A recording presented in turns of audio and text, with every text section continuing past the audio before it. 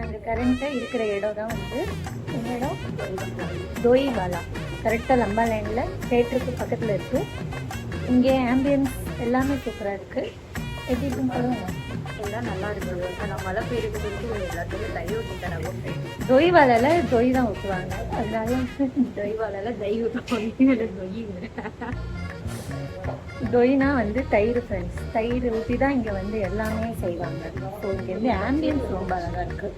நீங்களே பார்க்கலாம். ஸோ இவ்வளோ நான் வந்து மத்தியானம் சாப்பிடல, அதனால நான் சாப்பிடல. ஓகே, இதுதான் எனக்கு, இதுதான் புஷ்ஷிக்கா. இது வந்து எனக்கு ஆம்பியன்ஸ் எப்படி இருக்குது புஷ்?